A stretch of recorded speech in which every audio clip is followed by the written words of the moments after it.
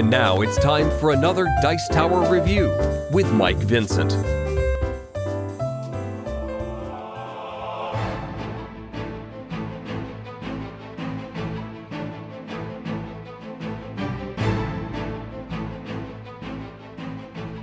So moving on to our lore cards, we have a new lore ally, the Mirkwood Runner. Mirkwood Runner has a cost of 3, has 1 willpower, 2 attack, 0 defense, and 2 hit points. Also has the Sylvan and Scout keywords, and reads with a very interesting ability. While Mirkwood Runner is attacking alone, the defending enemy does not count its defense.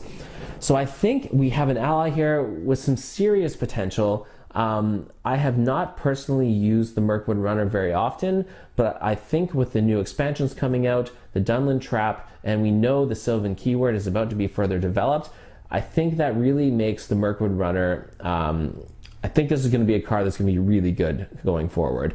All we have to have is for Mirkwood Runner's attack to be bolstered, and you can imagine that suddenly Mirkwood Runner is going to be able to attack enemies with completely discounting their defense and will just do direct damage.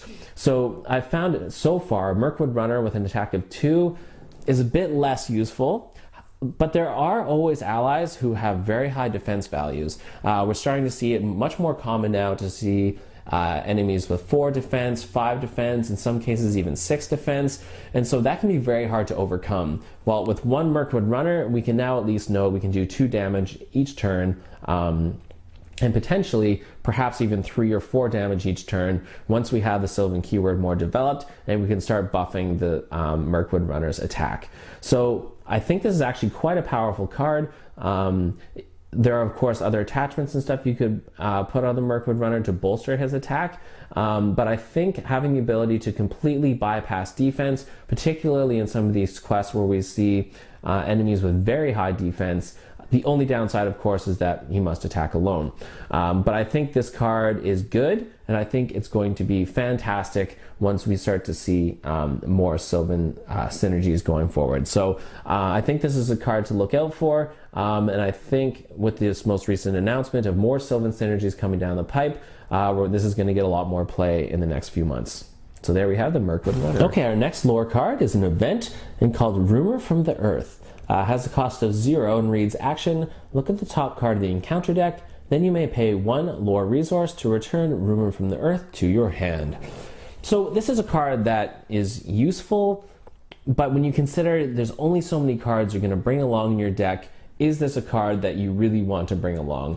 Being able to see what's coming on the encounter deck is nice. I think in certain encounters this is more useful than others. Perhaps if you're looking for clues, or perhaps you want to know if there's a big nasty enemy or something coming down the way, but really this card doesn't really give you the ability to do anything about it other than knowledge that this is what's coming up next. It's not like you can discard that card, you can't put it on the back, on the bottom of the encounter deck, you can't shuffle it back into the encounter deck. All you really could do is get to see it. So is this nice? Yes, but there are other cards that also allow you to scry the encounter deck, and in some cases actually manipulate it as well.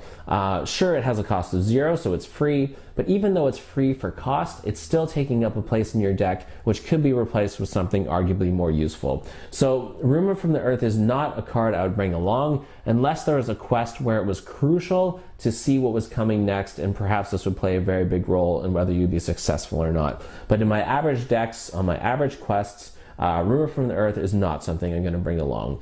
You could pay a resource to continue using it over and over again, and perhaps on the right quest this would be useful, but I just think that of all the cards you can bring along, if you want to keep your deck down to 50 cards, then Rumor from the Earth is maybe something to leave behind.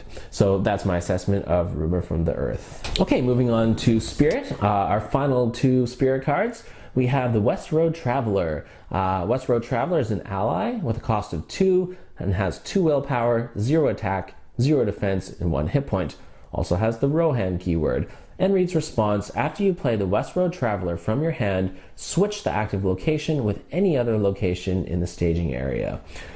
So West Road Traveler is okay, has the Rohan keyword, so could potentially be used with Rohan synergies, does have a willpower of 2, and so for a cost of 2, having 2 willpower is nice. My one concern, of course, though, is West Road Traveler only having 1 hit point. So if you're questioning with West Road Traveler, we do know there are many treachery cards which might say deal 1 damage to each character committed to the quest, and so that is immediately going to kill the West Road Traveler.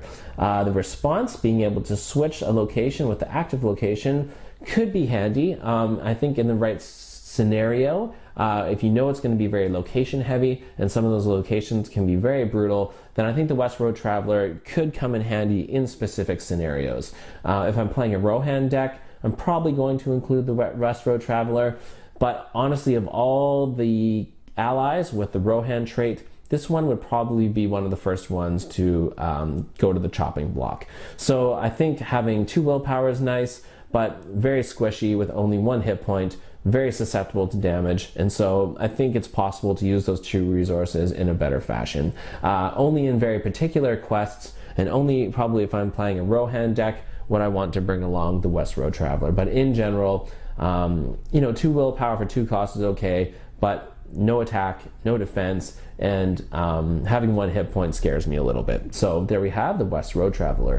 Okay, so the final spirit card is an event called Astonishing Speed. Has a cost of 3 and reads action. Until the end of the phase, all Rohan characters get +2 willpower.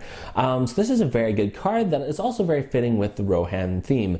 That is riding it with your horses and making a ton of progress, particularly for the Spirit Sphere. So being able to give all Rohan characters +2 willpower is certainly going to make a significant impact on your ability to quest, and probably either make it through whatever active location you're hoping to get through, and in most cases probably also moving on to the next stage of the quest, or finally beating an encounter deck. So Astonishing Speed is a card that you're going to want to save for a crucial moment, but if you have lots of Rohan cards, characters, and heroes, then you're going to be in good shape. It's also worth noting that this says all Rohan characters, so this will also apply to any Rohan characters that your partners are playing as well. So if you're playing some Rohan, your partners also have Rohan, then you're really going to be in good shape for some serious willpower and questing. So for a cost of 3, it's a little on the expensive side, but it's such a good ability and can be so important at the right moment that I think Astonishing Speed is a really good card that fits in very well to any Rohan deck.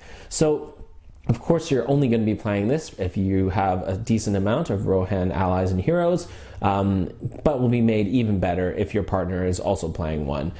We also know there's some cards that allow the Gondor heroes to suddenly have the Rohan trait as well, and so this is a card that can combo very well with other cards in the game, particularly those built around giving other heroes and characters the Rohan trait. So I think Astonishing Speed is a really good card and will probably become even more potent in the coming months when, with the Voice of Isengard expansion, we're likely to see even more Rohan characters and heroes.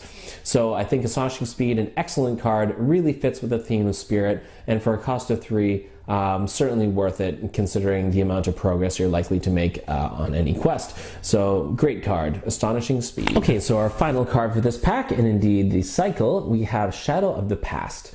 This is an event. It is neutral, so it can be played by any sphere, and has a cost of 2.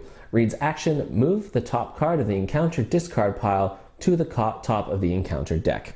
So I have a confession to make. I have never actually played this card. I see it as problematic for a few reasons. First of all, it has a cost of 2, and second of all, is really going to have to be saved for a very special situation. I could only see using this card if you're in a quest with some really brutal treachery cards and enemies that are really tough to get through and are really giving you problems every time they pop up. And so if you get through a location that perhaps is fairly tame, or an enemy that is fairly tame, and you manage to send it to the discard pile, well, this is going to allow you to put that back on top and reduce your chances of getting a nasty enemy or a nasty treachery card, and having the comfort of knowing, well, we just have that little enemy to deal with, or we just have that easy location to get through. But I think it's quite specific in order to make this card work. I think more often than not, it's probably going to be sitting in your hand, and when you pick this up off of your deck, is this really something you're going to be excited about? I think only in very specific quests. So given that it is ideal to bring as few cards as possible in your deck, and to really optimize it so that you're always getting the best cards to make your deck function, a card like Shadow of the Past, I think, is problematic.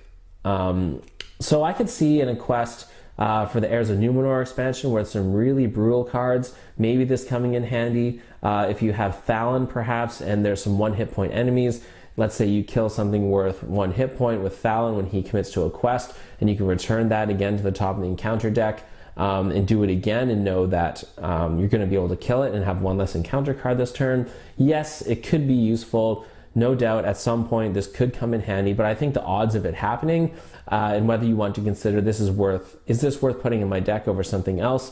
For me, the answer is no. But please, I would be very curious to hear if anyone does use this card on a regular basis, or if anyone has had some success with it. Please post in the comments, as I would be curious to hear it. Or, maybe you agree with me and think, yeah, this card, not so good. It's unfortunate as well that it has a cost of 2, can be a little expensive. Do I want to spend those resources on a card like this, or would I rather spend it on an ally or attachment that's going to help me more in the long run? So, an interesting card. It's nice to have the option to have something like this to manipulate the encounter deck, but for me, is not something that I often find is worth including in my decks. So there we have Shadow of the Past. Okay, so that concludes our look at the Return to Mirkwood, the final adventure pack in the Shadows of Mirkwood cycle, and so that brings us to a close. My top 3 cards from this adventure pack both have the easiest choice and I think the most difficult choice. An absolute no-brainer, Dane Ironfoot, in my opinion, the best hero in this game. I think most people would argue he's certainly in the top 10% of the best heroes in this game, so amazing. I highly advocate buying this pack for Dane Ironfoot alone. Astonishing Speed, I think, is a very good card. We're going to see a lot of Rohan synergy coming forward with the Voice of Isengard. And I think even now this is a good card for a cost of 3, giving all Rohan characters, both for you and your partners, plus 2 willpower. Is just going to be really important, considering one of the main mechanics of this game is questing through locations and quests. Now, Mirkwood Runner is a tough one. When I first thought about it, I didn't think this was a card that I would put in the top 3. The only reason I'm including it here is I'm basing it off of, I think, its future potential. We've already seen that the Sylvan keyword is about to get a lot of development. There's going to be arguably a lot more cards that synergize well with this, and I think as enemies continue to get more and more defense, having an ally that can completely ignore that defense, and if he's buffed can do extra damage, I see the Mirkwood Runner becoming actually a very good card. So at the moment, is it a good card? Not necessarily, but I really do think that it has potential. So I'm going to go out on the limb and put that in the top 3 for this pack. As a buyer's guide, I 100% think that this is a pack worth getting for Dane Ironfoot alone. Of course, I think if you are interested in Rohan, if you're interested in Eagles, then obviously you're going to want to get the cards in this pack. So to conclude, we've seen some interesting themes throughout this adventure cycle. We've seen the Dunedain attachments for leadership, increasing willpower, attack, defense, giving the ranged keyword, giving the sentinel keyword. We've seen the development of the eagles, so it's now viable to make a tactics eagle deck. And we've also seen a smattering of cards from Spirit. We have seen some Rohan synergy this time around, and of course we've seen the different songs. So those 4 songs allowing you to play multi-sphere decks makes it a lot easier being able to pay for cards for resources from different spheres. And also seen some good heroes. So Frodo Baggins, Boromir, Dane Ironfoot, in my opinion, Grandson of Bane. I think this adventure cycle, these 6 packs, are certainly worth getting, and I think if you only own the core set, this is a very logical place to go next. As there's good cards, you can start to fill out your decks with some different synergies, and these quests are doable. They're mostly pretty fun, and as opposed to jumping into something like Heirs of Numenor, which is really difficult, I think these quests in this cycle, you can use the core set and the cards you get in these packs and make it through and, experiment with some interesting decks. So I'd highly recommend taking a look at these adventure packs for the Shadows of Mirkwood cycle. So thank you very much for watching these videos. We're going to continue looking at some of the bigger box expansions. I think Khazad-dûm or The Hobbit, expansions are the two next ones I'm going to take a look at. I will continue to also look at Season 1 of the Nightmare decks, and so it might be a month or two before we jump into another adventure pack cycle, but lots of other Lord of the Rings living card game stuff to take a look at in the coming weeks. Thank you very much for watching, and we'll see you guys next week.